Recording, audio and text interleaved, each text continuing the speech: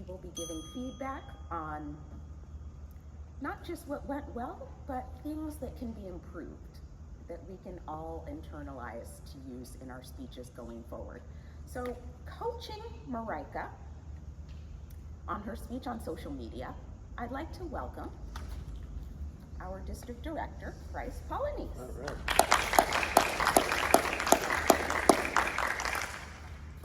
Use those words lightly. And I have a comment about that too. Thank you, Madam Head Coach, distinguished area director, distinguished Toastmaster, fellow Toastmasters, but especially Marika. Thank you, Marika, for finally getting to that project. I thought you will never do it. First, let's admire how comfortable Marika was on stage. She was in the zone. She was at home, and she had that game going on with that lectern. And it's always something with Marika. It's either it's too far back or too far forward. She put it at the side, but then in the middle of the speech, she got in there and said, well, this thing is following you on, and fixed it. What other things that Marika could have done that I think would have been valuable to her speech? Let's start with the title. The title of your speech is very important. But your introduction is even more important. You want to make your introduction to be somewhat concise and very precise to what you want. She did ask a question, which is a traditional way in Toastmasters for us to start a speech, and it is very powerful. By all means, use it as much as you can. But her question was very long. What makes a person comfortable, blah, blah, blah, blah, blah, blah, blah. And then a few other questions came afterwards that diluted the effect of that first question. So I think if that question was a little bit more concise and give the audience a prompt, something to think about before she starts, that will make it more powerful.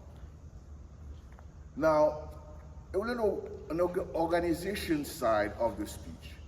I think the part about the history of how the internet came through and how social media started with MySpace should have been a lot earlier in the speech than going into the speech and say, oh, wait a minute.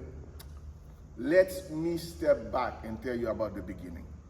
I think that took away from the flow of the speech because you already started and we are going and the audience is in the speech already. To be going back is a little bit distracting. I love the use of storytelling. Did you realize when Marika was talking about social media, the history of the internet, she didn't need no notes. She was in the zone and telling you about the history, how it came about. I didn't know Marika knew about MySpace. I was like, wow.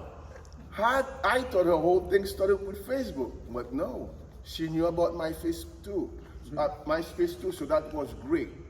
So telling stories when you're doing a speech is very, very important. I think the conclusion of that speech could have used a little bit more meat into it. Maybe a call to action for everybody not to be afraid of those projects that you see in your path that's really take you aback and said, do I really want to do that? Am I comfortable doing this?